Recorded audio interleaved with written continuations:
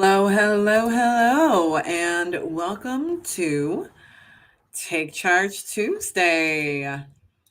I am so glad to be back with you. It feels again like we've just been gone for so long. I know it hasn't been that long, but it does feel like it. It feels like it's been forever. And so I'm grateful to be back. If you have been watching for a minute, you may notice that my background has changed a little bit. I had these exact same tiles up. This is the Felt Right. If you've ever heard of them, you probably gotten an Instagram ad. This is it was YouTube, but this is an ad in process, and I'd wanted these since the beginning of COVID when they started advertising to me. And I was like, those look so cool. And then we moved into this lovely house that has quite possibly the room that I chose was like the most echoey room in the entire house. And then we put these up, and now it sounds like I'm in a sound studio. It's delightful. Now, mind you, there's 8 million of them. But anyway, we put them up, and then the weather was hot and cold and hot and cold, and they fell down because the adhesive didn't work in all the drastic temperatures. And delightfully, the company sent me new ones, so they look great. I love it. They sent me new stickies, not new tiles, and everything is everything, and I love it. It's great and it's awesome. And we just put the same tiles up in a different pattern. But anyway, I'm glad you guys like them. Thanks, Alex. I am so happy to be back with you all. And congrats, Alex. Congratulations. Alex is in the chat. Dr. Rosa is in the house. She is in the chat. I'm so excited for her. That is just like the best thing ever, to have a person completing a PhD, period, is always everything. And to have, someone that I know and personally cherish also going through the process is amazing. But y'all didn't come here to talk about that, the tiles on the wall or the PhD. You have come to talk about digital skills and specifically Google Inbox. So, y'all, yes, I'm a Google digital coach, but more than that, before I was a Google digital coach, I was a Google file. I think I have told the story before in the past where when I was working at my alma mater, after I got my master's degree, I went back and was working at my undergrad for a year. And during that year, someone invited me to Gmail. They were like, do you want an invitation? And I was like, you want to give me an invitation for an email? I don't care. I don't need more email. That was my response back 900 years ago when this happened. And fortunately for me, she bugged me until I said, fine, I'll take your stupid invitation. And it changed my life. I was a user of Hotmail before that. And yeah, and I mean, they still exist. So there's that. But since then, I can tell you what. I have multiple Gmail accounts. I have my business is using Google Workspace. Of course, I have my Google email account from being part of the Google team. So I have like lots of emails. And one of the things that I have noticed is that when you have multiple Gmail addresses, what I've done is that I tend to try to pull them all together in some sort of meaningful fashion. And that doesn't always work. Like when I say try to, it doesn't always work. And so one of the things that I've been doing recently and that I wanted to talk to you guys about today is actually being more strategic about managing all of my inboxes, literally all of them, even the throwaway email that we all have so that we can get coupons, like all of them in a much more meaningful fashion. So first things first. If you are me and you are like me, you have multiple email addresses all going into the same inbox and you send emails maybe from those email addresses. First of all, if you didn't know you could do that, you can. So that's tip number one is if you have multiple Gmail accounts, you can, without merging them, you can send emails from them. It's kind of delightful, all in one inbox. You can just give yourself permission, essentially, to send emails on your own behalf. It is lovely and amazing. And with that comes the ability to have multiple email signatures. So Y'all, it's hot as Hades in here, and so I have the windows open, and I can't have the fan on because it's louder than the traffic. So, and so anyway, you have multiple email signatures, which means that if you switch, and oh my goodness, the most beautiful thing, if you have multiple email addresses and you switch from one email address to the other, you can have Gmail automatically switch signatures to the right signature for the right email. That is amazing in and of itself. But in addition to that, let's say, for instance, you are a person who is in the B2B space and you are offering, like you go through seasons where you're offering people the ability to download an ebook or a consultation or things like that. You can actually do a signature that is specific to your offer so that you have your standard signature, and then you can add a signature that just has an offer that you have, that maybe once someone already knows who you are, you've been corresponding with them, and it's time for you to give them their offer. You can switch out the signature from your standard signature to your offer signature. So then you can just say, oh yeah, in the signature, there's a link to fill in the blank thing. And then there you go. It's right there in your signature. But if you don't want to go so far as to switch out the entire signature, which you can do at any given point, and it's really not that hard, it's just a little click of the button inside of your Gmail. Really simple to do. One of my favorite things that most of us don't know exist is email templates. So within Google, within your Gmail account, within your Google account, you have the ability to set up templates. Some of you may know this as canned email, which is what I knew the term as, canned email, but you can set up emails that aren't full emails. So it doesn't have to be before, which is the reason why I think it's called, we think of it as canned emails. Now it doesn't have to be the whole email. So if you have people who routinely ask you the same questions over and over and over again, if you want to make your life even easier, you can set up canned responses with those answers to people's questions so that you can write up your email just like you would your custom email that you're going to send to someone. And then at the bottom of that email, you can insert a little snippet that is essentially the answer to their question. Now, so that I'm not leading you astray, the truth is you should add the snippet first and then write your email. So then that way you don't erase your whole email that you just wrote by adding in that snippet. Because as of right now, it will remove all the written content that you put in. But if you have, like, if you know that someone is going to ask you for an appointment and you want, you have your calendar link or whatever, and you want to just have that ready to go, along with maybe some pertinent information about what it means to meet with you. The meetings always take place in Google Meet. The meetings are always scheduled for Tuesdays. Like if you have some information like that you always have, this is the same information over and over again, you can actually set up a little canned response. So when you hit reply, pop in that canned response and then type the rest of your email over that canned response so that person now has all the information they need in order to make a meeting invitation with you or make a meeting with you on your calendar, and whatever other pertinent information happens to be in that email.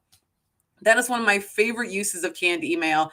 I love it. And for any of you who've never heard of canned emails or templates, they are useful even if you don't think of yourself as an email heavy person. So if you don't think you have problems with managing your Gmail or whatever, it's still really useful to have canned emails, to have some templates ready to go.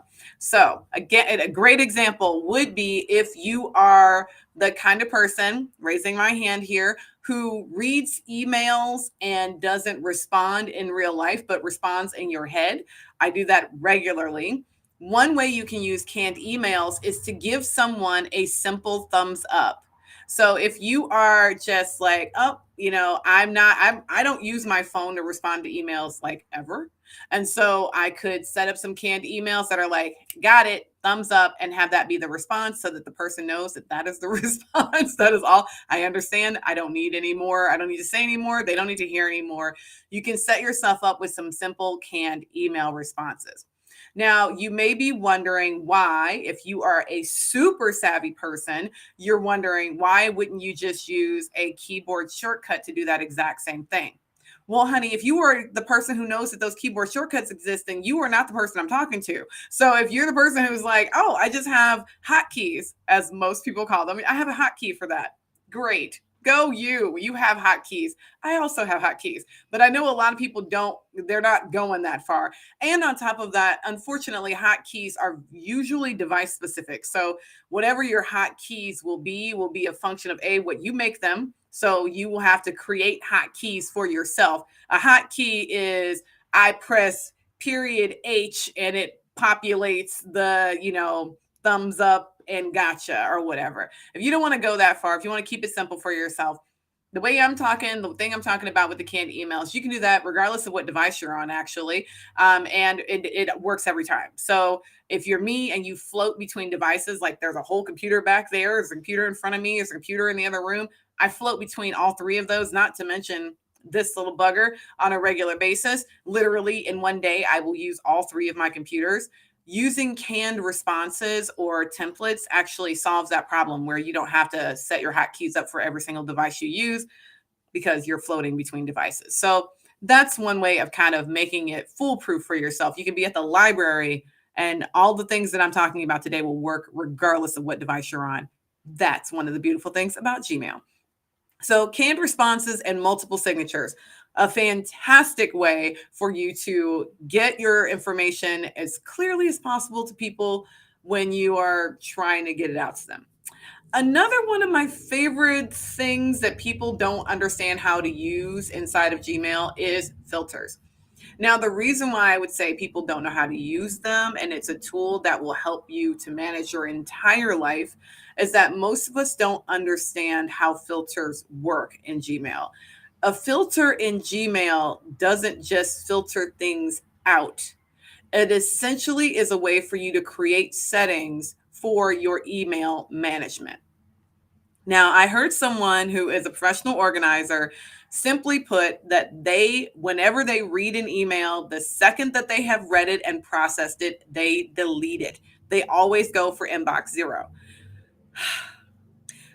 I, my little sister, who is 13 right now, almost 14 years old, saw my email inbox one day and she was like, oh my God, how do you have 12,000 emails or whatever I have in my inbox? They're not unread. I don't have any unread emails. I can't stand that. But I just keep all my emails. And I keep them, they're like a security blanket in case someone says to me, I emailed you about that. I can just go search it and it never got deleted in the trash and all that. That's why I don't do that. If you do that, more power to you. But what filters allow you to do is if you're me and you don't delete emails, I don't delete emails that are not, if it's not spam, I delete spam. I go through and check my spam regularly, delete my spam regularly. I also delete like promotional emails and things like that, things that I don't need. I know I'm not going to need it. But anything from a person, pretty much I have it. I have that email. I have emails from years and years and years ago when I first started my business. And you wouldn't believe how useful some of those emails have come, like how handy they've come in like this year, actually. It's also kind of like having your own Wayback Machine for your life, right? Having all those old emails just sitting there waiting. But they don't have to be waiting in an unfiltered setting. So what filters allow you to do is to do many, many different things. And that's why people are confused about them, is that there's a lot of options with filtering. But if you're working with a team, and maybe your team doesn't have access to your inbox. Maybe you have an assistant who does not have access to your inbox because you're uncomfortable with that for one reason or another. One of the best features on the planet is the ability to filter and forward with Gmail. Oh my goodness, filtering and forwarding, meaning that if you want to make sure that every single email that comes from a specific client goes directly to the person who is managing those, even though the client sees you, they see your face, they don't interface with that person, but they email you directly. But you don't want to have to manually forward emails to the person who's handling their account or the person who actually does all the work. Whatever the thing is, you don't want to manually do that every single time. You can set up a filter to make your life so much easier so that anything from that person anything from anyone on that person's team, anything coming from an email address that starts with at and that person's domain goes automatically as a forward to that other person. That does not mean it leaves your inbox. That's the part that makes it awesome. If you're someone like me, who I'm like, I want to get all my emails. I don't want to not see them because I'm not running an agency. If I pass something along to one of my team members, it's a pass through. I still have to manage it, right? But I don't need to manually have to pass everything along. And so it stays in my inbox. I still see it. It stays unread until I read it. But they automatically get the email also. So now I know they saw that email that said, we would love a social media post about this holiday that's happening on Wednesday. And instead of me having to freak out and go, oh my God, now I have to stop everything I'm doing in order to make a social media post about this holiday that's happening on Wednesday, I know that my team member who actually does that got that email. It's kind of great. And so this is one of the bigger functions that you can do is filtering and forwarding. But you can also filter and label, meaning that if you have someone or something that is emailing you and you always want to know, even if those emails are, you have a cajillion emails coming in every day, but you always want this specific activity to happen when you get these specific emails, you can actually use Gmail to filter those specific emails and assign a behavior to them. Oh my goodness. So the forwarding is just one of the behaviors. There's other types of behaviors that you can assign. I love this. I have set up many a filter for emails that I need to get, but I don't need to see, meaning that I just need to have them. If again, searching, I need them to be searchable. I need them to be in my inbox, but I don't ever want to read them unless someone asks me about it and then I can call it up. I have them all filtered so that they come in marked red and go straight into not archive, because if they're in archive, I won't see them when they show up. They don't go to archive. They come in marked red and they go to a folder. So then that way, if I ever need to search that topic, they are immediately inside of a folder or a label, depending on what you want to call it. They go straight into a label and they're automatically put there. I don't have to look at it until I need that information. Super awesome. So there's a bunch of these little types of things that you can actually do. Email templates, snoozing. Oh my goodness. I didn't mention this one, but this one's one of my favorites as well that I recently learned about productivity inside of Gmail. If you are the kind of person who, again, reads the email, responds in your head, and know that you need to do more than a thumbs up to answer it, but you don't have the bandwidth to do it right now, like maybe you have an I don't email people back after 4:30 p.m. or whatever kind of strategy you're working with, totally reasonable. You can snooze. I think most people know they can snooze. Gmail sent out little messages and gave us a little blippy banner. As soon as it happened, we can snooze. But did you know that those snooze times that are set in there are tied to your Google Keep? So you can set your own snooze. So instead of it being snooze automatically to 9 a.m., which for me is after my workday has started, like my workday has started by 9 a.m., I am like 2.5 hours in probably of my workday. And so I don't want things to be snoozed to 9 because then it's much later than I may have actually accidentally responded to that email already. And so instead, you can change your snooze to automatically be set to times that actually make sense for you instead of having it be set to whatever the default time is that is in your keep. These are just little things that maybe you didn't know, maybe you didn't know how to do. And we're going to be talking about those things and some other things that are related to Google Docs and Google Sheets. There are some fantastic, cool things that are happening right now inside of Google Docs that I love that are making productivity so much easier. A quick little thing that we're going to go over in a few minutes. One of my clients is actually using it. Once I showed them how to use it, they were like, oh my God. Every meeting that we have a running agenda for our meetings. Holy crap. Best thing ever. I showed them how to create a running agenda. The agenda works exactly the same way. Like it's the same agenda attached to the same calendar invitation every single time. We pop it up and we just add to it with new dates. So now we have like a running tally of everything for all of our meetings. We can go back and see what it was that we talked about 2 weeks ago.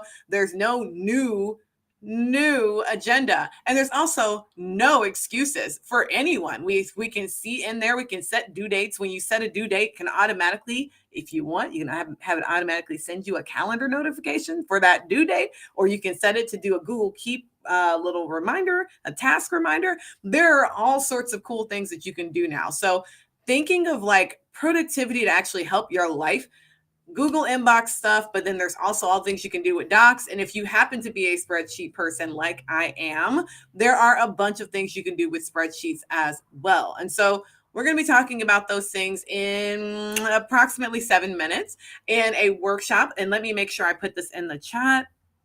I always say I'm going to put it in the chat and then I forget. So let me go ahead and put it into the chat.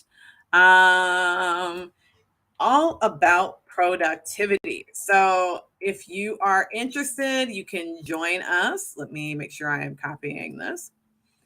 Join us in this workshop and we would love to see you there. So the link to join is right there. And we're going to be talking about this and a bunch of other productivity topics as it relates to your digital life in just a few minutes. Well, with that, I'm going to go. Thank you for being with me. Thanks for having me back. I appreciate those of you who are watching. I appreciate those of you who are seeing this later. I appreciate everyone. There's all love. It's all good. But thank you so much. And I will see you all next week or in 6 minutes. Either way, I'll talk to you later. Bye.